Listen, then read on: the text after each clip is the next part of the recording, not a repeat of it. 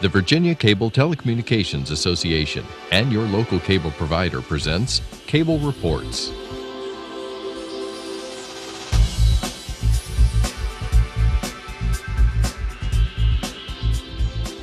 Join us now as Cable Reports brings you up to date on current issues facing the Commonwealth through discussions with your local legislators and other policymakers from across Virginia. From the General Assembly and the City of Richmond, I'm Woody Evans for Cable Reports, brought to you by the Virginia Cable Telecommunications Association and Comcast, connecting Virginians to their government. We're pleased to have two members of the General Assembly with us today. Senator Charles Carrico, good to see you, sir. Good to see you. Good to be with you. Delegate Terry Kilgore, good to see you. Thank you, Woody. Great to be here with you. We were just talking about herding cats on Commerce and Labor, and I know you've got a bunch of bills tomorrow. You're going to be here very late tomorrow night, probably. Right, we are. We have about 28, 29 bills dealing with energy. Tomorrow night's the Energy Subcommittee, so we'll be going through everything from solar to, to all the way up to gas, and whether you have to put transmission lines in the ground or not in the ground, and then all these pipeline issues. So it's going to be a very busy day, very busy afternoon, and maybe into tonight tomorrow. Not as fun as visiting the Cumberland Gap, I assume. Oh no, that is fun. We have a new state park, a relatively new state park, Wilderness Road State Park. When I say new, it's over, it's almost 20 years old now, but that's probably one of the newest ones. We've got a lot of infrastructure there, and we're able to work with the national park there, and that's a beautiful area of the Commonwealth. A lot of history there too. Daniel Boone, for example. A lot of history, and that's we have a replica of Martin's Fort. 10, 15 years ago, I had to put a bill in to allow us to build that fort outside of the code, the building code, so we could build a replica just like it was built in those days. So that was interesting that I had to put a bill in to get that accomplished. And I don't think people understand how far west your district is, because if you go straight north, I understand you may run into Detroit, Michigan. I'm due south of Detroit, Michigan, closer to 6 other state capitals than Richmond. Wow. Senator Carrico, talk to us about your district. It's much larger than his. You have about 200,000 constituents. Correct, and if you want to look at my district, you start at I-77 and everything to the Cumberland Gap, south of I-81 up into Wise County is my district. It's 8 counties in the city of Bristol, so my district takes me about 4 hours to drive from one end of my district to the other. And geographically, it's a large district, and Terry, his House district, sits within my Senate district, along with Jeff Campbell and Israel O'Quinn, and Todd Pillion, portions of his, now in my Senate district. So you have a lot of windshield time when you visit constituents. I'm glad we have Bluetooth and cell phones now, because I do most of my work behind the wheel of my vehicle because of the travel time. Talk to us about the economy. And I know Southwest Virginia has been hit hard for time immemorial almost, but since the Great Recession, things have gotten even worse. Well, and we, Terry and myself and all the legislators back home are really putting forth initiatives to try and to see our economy change, creative economy, using tourism, using the Tobacco Commission as far as creating a manufacturing technology facility to try to attract more manufacturing industries. Just learned last week, Grayson County, which is one of the counties that I represent and actually live in, was ranked second among all the localities in job creation. Wow. Which was phenomenal for that region. And we look at this as a team effort. We look at our localities, the number of counties that we have of helping one another to try to create this economy and to build our economy, and we're investing a lot of time and energy and resources into rebounding. The coal industry is still one of our main focal points, and we just try to work to try to keep this industry alive from the attacks that they have received from the federal government through the Clean Air Act, and that's why you see one of my bills to put that back into the the state's hands and through the Virginia plan, that they come back before the General Assembly when they approve that plan to see if this works for us. Delegate Kilgore, I recently noted that the State Corporation Commission described the Environmental Protection Agency regulations as arbitrary, capricious, and illegal. I take it you disagree with that. No, I agree totally with that. You know, if you look at the EPA's 111D regulations, it puts Virginia at a distinct disadvantage from West Virginia, Maryland, Kentucky, Tennessee, North Carolina. We would have to reduce our carbon so much more than any of those states. And you know, if air travels across, we know air travels across state lines, so we cannot really understand why we are being treated differently. And we hope the Attorney General and the Governor fights that. You know, Woody, I've been doing these interviews for quite some time now, and our team has changed in Southwest Virginia a little bit. You know, we got newer members now, but the fight's still there. We want to continue fighting for Southwest Virginia, for coal jobs, and for reinventing our economy in Southwest Virginia. So is the state of Virginia being penalized in comparison to those other states? Because the state of Virginia, as I understand it, has reduced its carbon emissions significantly. Yeah, but I don't think they're giving us credit for it, and I think that's where the rubber meets the road there, is we're not getting credit for what we've been able to do, and then they come in and pile more on top of us to reduce our emissions.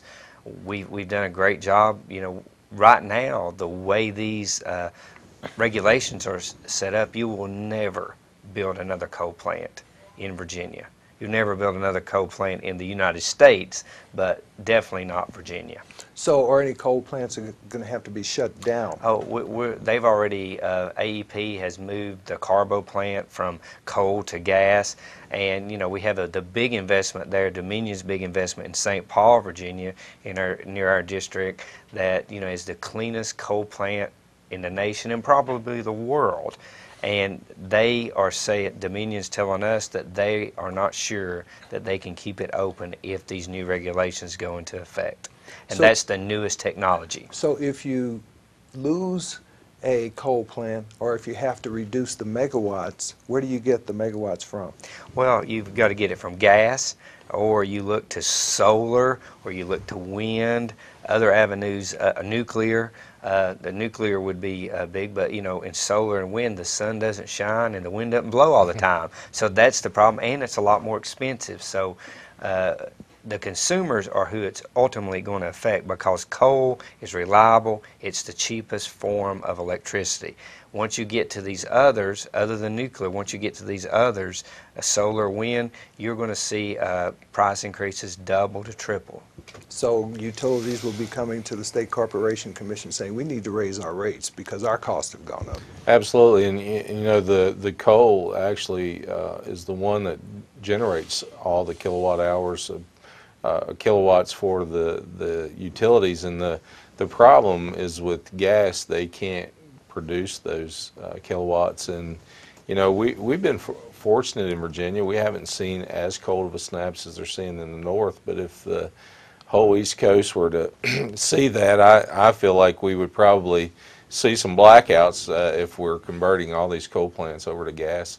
And you're going to see an increase in gas as the more use comes online. And one of the things, touching on what Terry said, was you know, when you disassemble a coal plant and convert it to a gas, it's not like you can just revert back to coal. Right. It's gone. And you know, the one thing that's disingenuous about the EPA is that we don't know what the rules are. They change the rules in the middle of the game, and you know, we compete. We have been able to retrofit our coal plants to make them clean and everything that's been asked of us through the EPA, and then all of a sudden they change the rules again. So I think it's very hard for us to understand as a coal producing region why this unjust attack has been made on us. And it doesn't only affect Southwest Virginia. The rail, the ports, you've seen the increase in the activity in the ports and the dollars that are received there. As the coal diminishes, so does that activity in the ports. in Norfolk and so forth. So we've got to have a firm stance by Virginia and our Attorney General to fight this. So the Port of Virginia is one of the huge economic drivers for the Commonwealth. Oh, it's one of the biggest, and the reason it's one of the biggest because we have the Norfolk Southern trains going into the ports, shipping coal to all over the world. There, if you go by any Newport News or the shipyards there, you'll see big piles of coal. Well, those piles are diminishing. That means jobs are not created, and we're not using the port as the economic engine that we should be.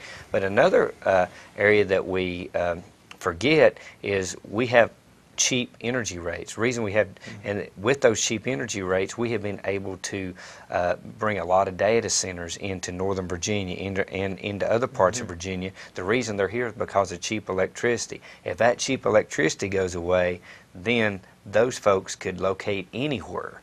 And we really need those jobs here in Virginia. And with cheap energy rates, we're able to compete with other states and actually win and get those data centers to Virginia. So, Senator, this has a real ripple effect throughout the entire Commonwealth then? Absolutely. I think not only the ports or the coal economy, but the individuals with the power rates. You hear all the time about the escalating power rates that are going on in Virginia and Southwest Virginia and across Virginia. These new EPA regulations are just going to just increase them that much more.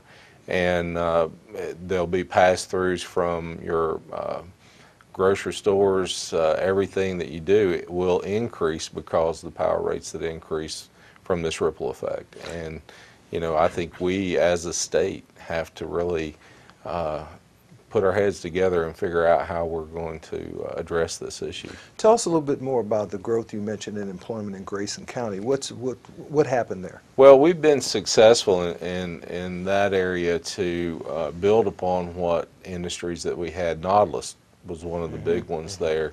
Nautilus had moved their operations overseas. They had a plant there that was capable of being fit to bring back that industry to Grayson County. And Jonathan Sweet, who's county administrator there, is very aggressive, and he went after them. He talked to them about building this industry there. The governor got involved, and the Tobacco Commission got involved, and we were able to bring not only the operation that was there that was possibly going to move, restabilize it, but bring the overseas market back to Virginia, and not only save 100 jobs, but create 200 more. The other one was Falcon Turbine that merged with a operation down in North Carolina. Competing state lines now is very competitive, not only overseas. And those low energy rates that Terry talked about is one of the reasons why we can do that. And we just have to learn how to use the resources that we have to build on and to build our businesses, and that's what Grayson County's done. And their county administrator, like I said, is very aggressive to make sure that happens. And we can only be an assistant to those that want to build that economy, and they're doing a lot of that. Lee County, there's an investor there that, and Terry and I have worked with him building a veterinarian school right there down in the far, we were talking about the Cumberland Gap. Right. If you go down there today and you see the state-of-the-art veterinarian school that's part of LMU, you'll just be amazed. And that's the kind of mentality, entrepreneurs that we have in Southwest Virginia that we're working with to make sure that we do the things that need to build that economy there. And Terry, as chairman of the Tobacco Commission, you often talk in terms of the necessity to be able to close the deal, so to speak. Talk to us about that. Yeah, as Senator Carrico stated, the Tobacco Commission has been able to close a lot of deals, create a lot of jobs that we don't get a lot of credit for. Usually the governor makes those announcements and things of that nature, but we're behind the scenes closing the deal, making sure that we're able to offer that particular company what they were being offered in other states or in other countries. And it is a worldwide market now to create jobs. But another thing that Tobacco Commission, what we believe on the Tobacco Commission represent, all the counties that are in the Tobacco Commission, we have to help ourselves. And that's one thing that we know that we have to do, that nobody's going to come from Richmond or Washington and pull us out. We want to do it ourselves. And, for one thing we're going to start doing is hire our own marketer so that we can send somebody, whether it's to Europe, whether it's to Asia, whether it's to California, to go out and find us opportunities, because we believe that if we have those opportunities to compete, we're going to win some of those. And you only got to win you only got to win, you don't have to win every one of them, but if you win some of them, that's going to create jobs back in our region. But one of the other areas that we're looking at on the Tobacco Commission is advanced manufacturing. Mm-hmm. Having those folks that have degrees, those skills that we need to allow those businesses and recruit them back to Virginia. We're going to say, hey, we got enough welders, we got enough machinists, we got enough folks that can operate these advanced machines that you need in your business, and we're going to have that workforce there for you, trained, ready to go. And that's what we're working on right now. We've set up a school in Abington, advanced manufacturing in Abington, with some with a pilot and some other programs out in Wise and Duffield, so that we can reach the whole area in Southwest Virginia. And they're doing the same thing in Southside, Martinsville, Danville, other areas like that. So this is certainly a way to mitigate the impact of sequestration in Washington, D.C., and to diversify our economy. And I think you'll see in Southwest Virginia that the technology side and the people there with the mind to be able to do this type work and to adapt to this type of work. I mean, they came to the forefront in the furniture industry and had a booming success in Southside and Southwest Virginia. All the things that they're able to do and the technology base that they have will be retrained through this advanced manufacturing facility. And we have a lot of people down there that have those skill sets to be able to do it, and that's one of the reasons we wanted to go that route, so that we can convince overseas companies and even the companies in the United States that are still wanting to compete here to be able to have that ability to do so. And having the satellite centers, the center in Abingdon and then satellites around the district allows us to be able to do it and not have to travel long distances. And of course, another core function of government is transportation. There was a transportation funding mechanism put into place a couple of years ago. What kinds of transportation needs are being addressed in your district? Well, I think one of the big issues in our district is the Coalfield Expressway. We need to utilize that and finish that. The finishing of Route 58. We have deteriorating bridges that need to be redone.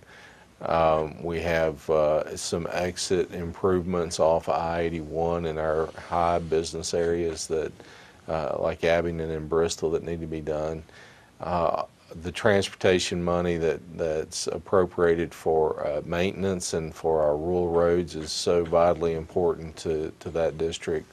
Rural roads in Southwest Virginia is a whole lot different than rural roads in the Eastern Shore. They have mountains, and it's a little harder to keep the gravel on those roads than it is in the Eastern Shore. And of course, it's important to attract future employers and to keep the ones we have there, a good road system. Oh, good road system. They say the most important road is the one that runs by your constituent's house. Yeah. And that's true. I know Senator Carrico and myself, we hear a lot from our constituents about this road, or to repair this road or that road, and that's very important, and we take that very serious. And I think with some of the new transportation funding that we are going to see some more dollars flow through back to the Bristol district to help us meet some of those needs. But transportation, as you said, is so important. 81 is a lifeblood for Virginia and getting goods to the east and then to go west. You know, my part of Virginia is closer to some of those Midwest markets than to the eastern seaboard. So we have been developing some of those markets too, and you have to have good roads. Route 58 through Lee County is a 4-lane that we can get you know, up to 75, I-75 north into you know, into Detroit or wherever we need to go. So it's very important to keep those transportation options open, as well as transportation for our coal through the through our trains and through Norfolk Southern. Back to the Tobacco Commission, don't you provide scholarships and grants for students as well? Oh yeah, and that's one of the, I guess, one of the things that we are most proud of, and one of the areas that I'm sure we get a lot of compliments on from parents, from grandparents talking to us about, you know, coming up and just saying thank you so much. And right now we're giving in Southwest, we give $3,200 to an individual to go to the college of their choice, and that helps parents fund college and send their child to a college, and it's been so helpful to a lot of people. I don't know how many thousands that we've helped, and I hope that people remember that we're trying to educate a workforce in Southwest Virginia, and that's one way that we're trying to do and trying to accomplish that goal. I want to backtrack a moment and take advantage of your membership on the Transportation Committee, because there's been an interesting issue. It's actually a nationwide issue. Not only affects the Commonwealth, but the country as a whole. There's a new app one can get on one's smartphone, Uber, which allows you basically to call someone up or send them a data request, and they show up and take you from point A to point B. We have a new entrant. We have incumbent taxi cab companies. We have consumers. All those interests have to be melded. How is that going? Well, it's a work in progress. There was a lot of work behind the scenes to get this legislation in place to allow Uber to operate in Virginia. Now, being a Southwest Virginia senator, and Delegate Kilgore can relate to this, I don't know that we'll use Uber that often. The more metropolitan areas will be seeing that, and I think a lot of questions arose, a lot of work went into this bill, and I think the one thing that kind of curiosity and time will tell is the policing of it, how they're utilized, and the insurance side if someone were to be injured. So there was a lot of things that happened. There's a lot of moving parts in that legislation that allows Uber to take place, so that when you're at an airport that you can use an app to contact a limousine service or a taxi service known as Uber now to come, which is a private vehicle, being able to come pick you up at the airport or take you wherever you need to go. But I think probably it's the wave of the future, and we just embraced it, and we moved forward with the legislation and got it passed. Great. You used the magic term a few seconds ago, workforce development. Talk to us about your community college system and how important that is. Well, the community college system, they provide a lot of workforce development for the Commonwealth. And those are, most of the time, a lot of people don't realize that those are employer driven. They partner with a company.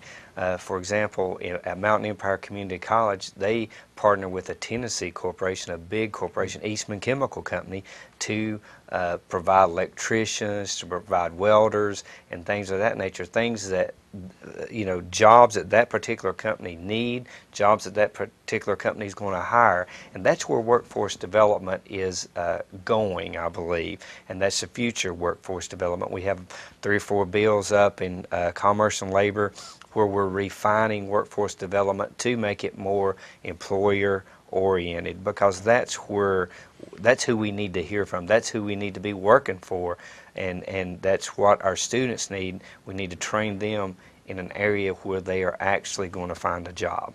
It's also important for our returning veterans from Afghanistan and Iraq. Talk to us a little bit more about that. I understand there's a program which would allow a returning veteran, for example, to get credit, college credits for the experience he or she may have had in the military. Yeah, the veterans that we have, especially in rural Virginia, is very astounding as far as the ones coming back to go into the workforce. And you know, anyone who goes into the military gets some training and gets an education that people outside of the military doesn't get, and the discipline they have to learn and to do a task, a job ahead of them is so important. And that's one of the things that we want to recognize, is the fact that they've had this discipline and this training and this advanced technology and computers. Everything that they learn in the military needs to be credited to them for what they do. And I think this is one of the ways that we can do that, and we can get them back on to being able to pursue their degrees and do the things that they need to do to be productive in the workforce.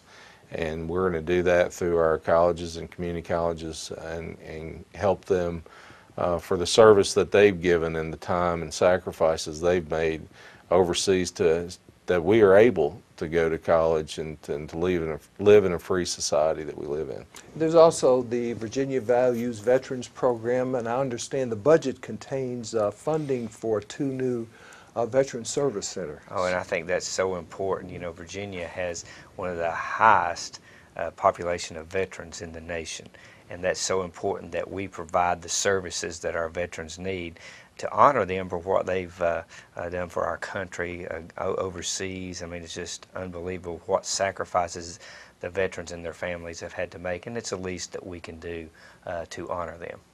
About a minute and a half left. I wanted you both to have the opportunity to comment on another subject, ethics reform. Yeah. There are a lot of things in the mix. There's a question of defining terms.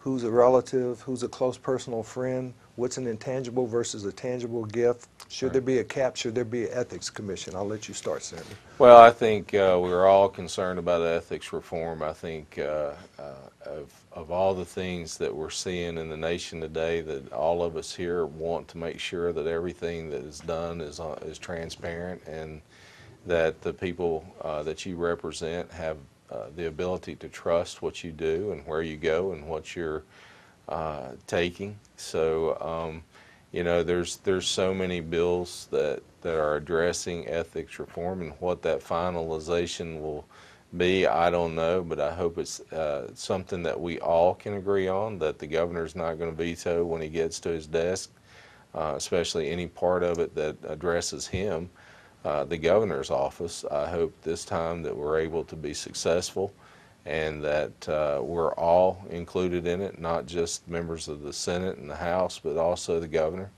So ethics reform goes to everyone, not just a certain select few. Great. We're going to have to leave it there. We're out of time.